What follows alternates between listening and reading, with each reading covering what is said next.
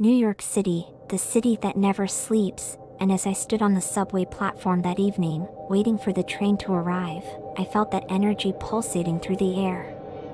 My earbuds pumped out a steady rhythm, blocking out the harsh sounds around me, but nothing could prepare me for what was about to unfold. The subway car pulled into the station with a screech, and I joined the stream of commuters shuffling in. Finding a seat near the window, I settled in for my usual journey, a moment of solace amidst the city's chaos. But today, the universe had other plans.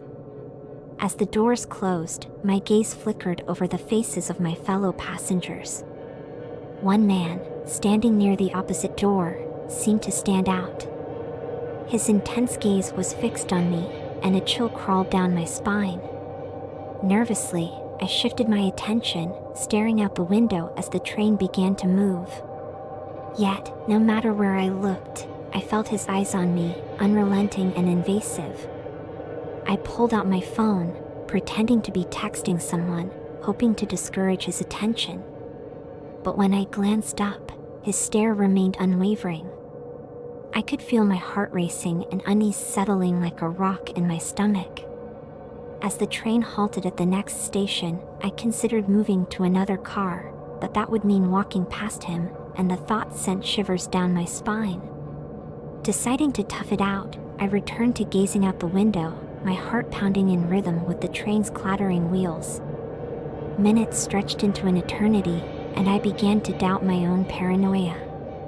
Maybe he was just lost in thought, and I was reading too much into it. As the train rumbled along, I let my guard down slightly, attempting to relax. But when I stole a glance, I saw him still standing there, his gaze fixed unyieldingly on me. Panic swelled within me, and I realized I couldn't ignore my instincts any longer. Pushing the anxiety aside, I got up and moved to the next car, trying to put as much distance between us as possible. My heart was a drumbeat in my ears, but for a moment, it seemed like my actions had worked. I couldn't see him anymore. I let out a shaky breath, allowing myself a moment of relief. But as I settled into a new seat, a chilling realization dawned on me.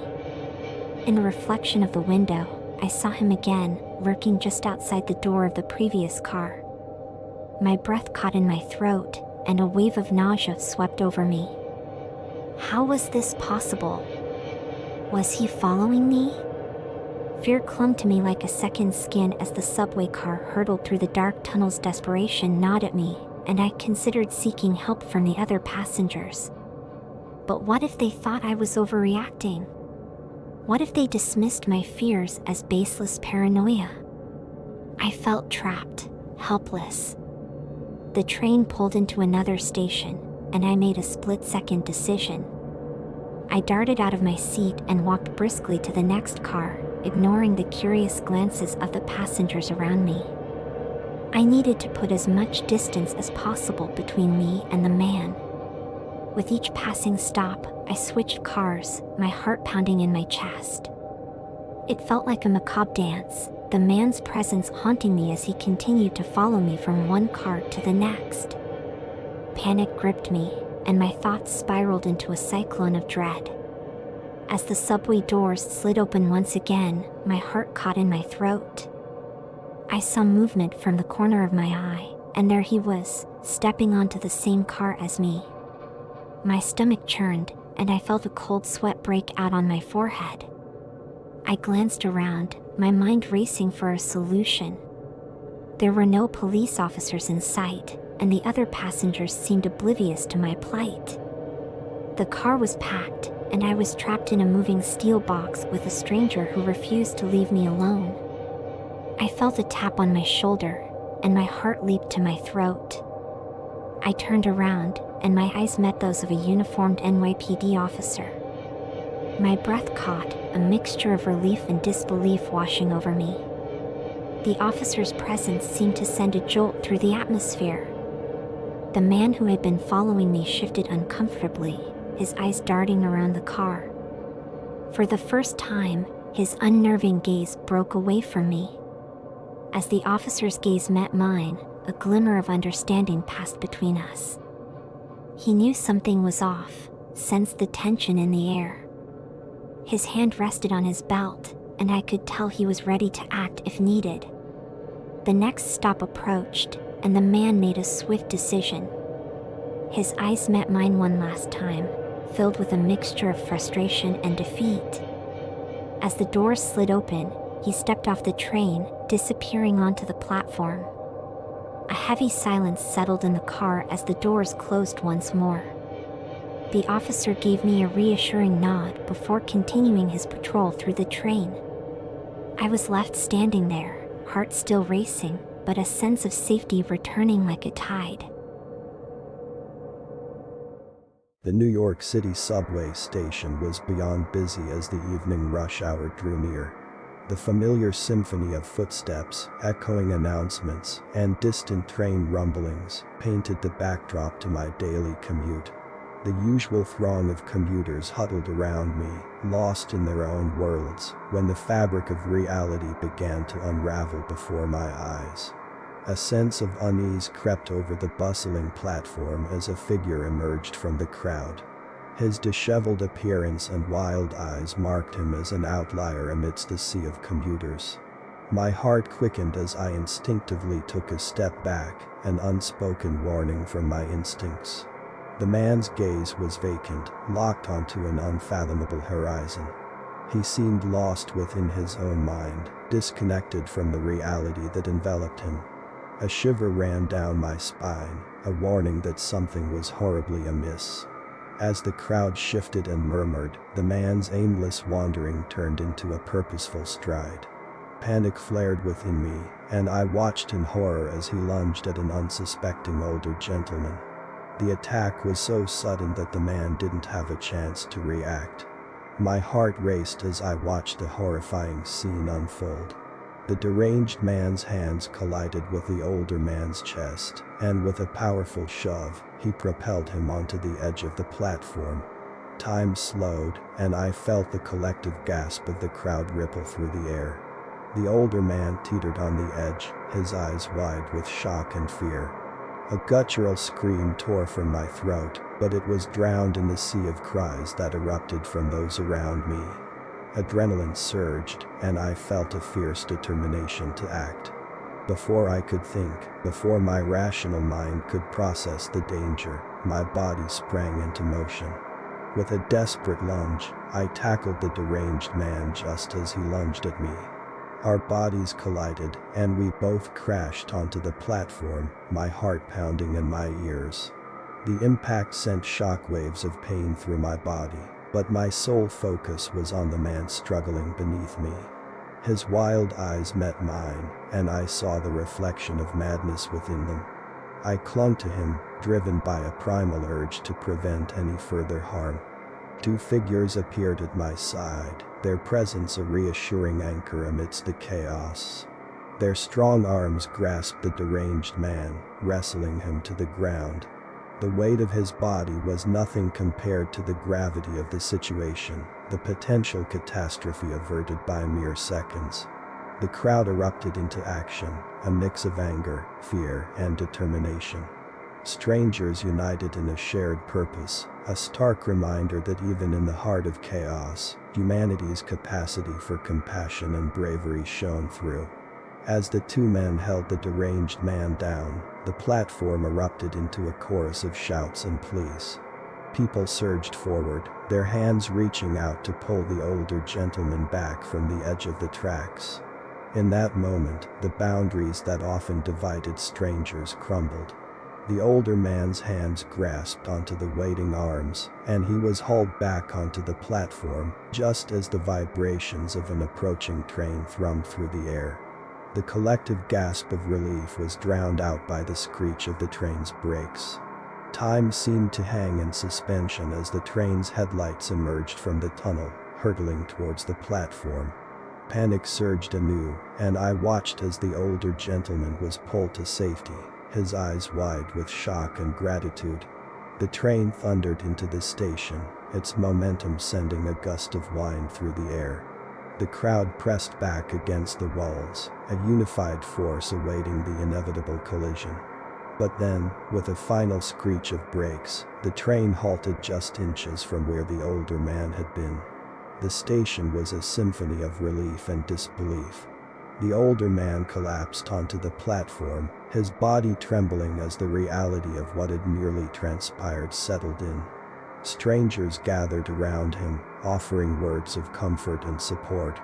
As the commotion began to settle, I found myself still pinned to the platform, my heart pounding and my body shaking. The two men who had come to my aid helped me to my feet, their expressions a mix of concern and admiration.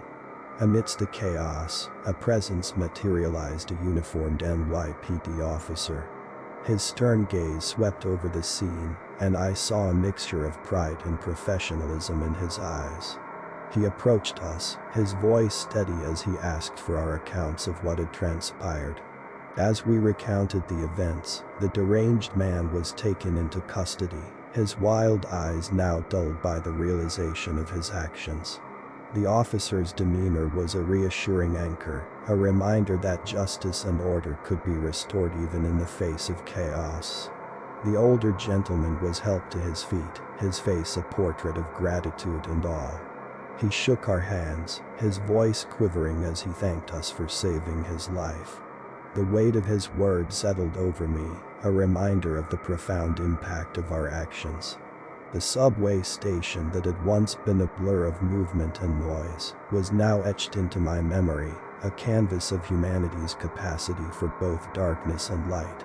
As the crowd dispersed and the echoes of the incident lingered, I found solace in the knowledge that even in the face of deranged cruelty, ordinary people could rise to extraordinary heights.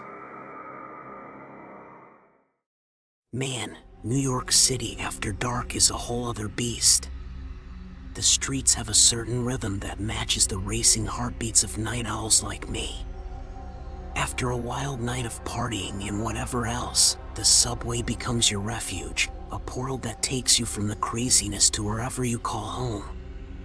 So there I was, stumbling onto the subway, a symphony of colors and sounds swirling around me.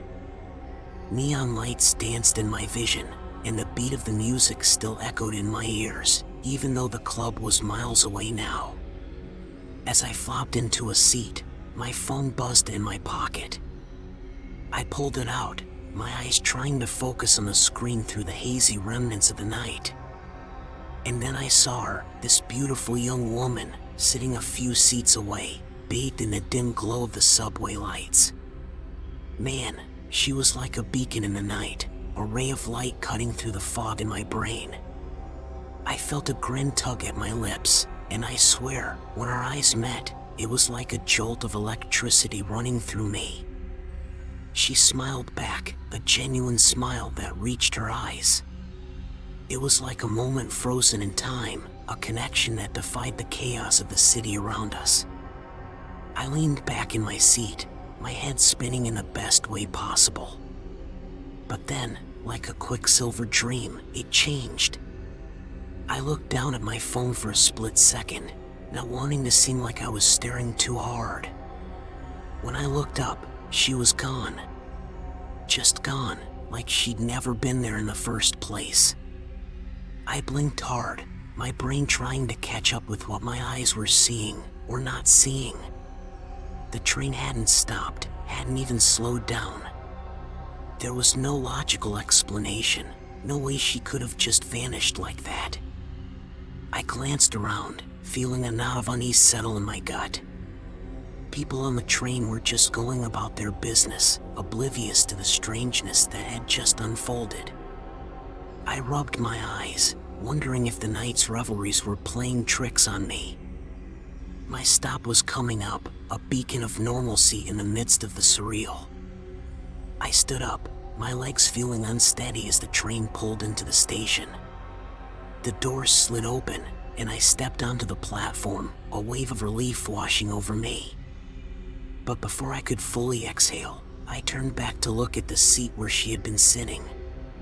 And there she was, man. Just sitting there, looking back at me with those same eyes, like nothing had happened. She waved at me, a casual little gesture that sent a jolt of ice through my veins. It was like a punchline to some cosmic joke. My heart thundered, and my legs moved before my brain could catch up. I ran, man. I ran so damn fast up those steps onto the streets. My breath came in ragged gasps, and the city lights were a blur as I sprinted through the night. My mind was a storm of confusion and terror, a roller coaster ride that had no brakes. I found myself on a street corner, my hands on my knees as I tried to catch my breath. The city's symphony continued around me, oblivious to the bizarre encounter I'd just had. But I knew, man, I knew that what I saw wasn't some drug-induced hallucination. I leaned against a lamppost, my mind racing a million miles an hour. I had no idea what had just happened, but I knew one thing for sure: it wasn't normal, it wasn't natural. That woman, that beautiful ghostly figure, had shattered my reality. The night air cooled the sweat on my skin, and I realized I was still gripping my phone. I pulled it out, my fingers moving on autopilot as I dialed a number. It rang a few times before a voice crackled through the line. "Hey, man, it's me," I said, my voice wavering with a mixture of fear and urgency. "Listen, I need to crash at your place tonight. Something happened, and I just need to get the hell out of my apartment." My friend's voice was a mix of concern and annoyance, but he agreed to let me crash on his couch. I needed that familiarity, that human connection to ground me. As I walked toward his place, the city lights seemed different, like they held secrets I couldn't comprehend. That night, as I lay on the couch, staring up at the ceiling, I replayed the encounter over and over in my mind. The beautiful young woman, the disappearing act, the chilling wave. It was like something out of a horror movie, but I had lived it. In the days that followed, I tried to rationalize it, to convince myself that it was a trick of the mind. But deep down, I knew better. The memory of her smile, her disappearing act, and that haunting wave were etched into my consciousness. Man, I've seen some wild things in this city, but that encounter was a different breed of strange. It made me question reality, to wonder if there were forces beyond our understanding at play. And you bet your ass I avoid that subway station like the plague now. Ain't no way I am stepping into a world that blurs the lines between the living and the other world.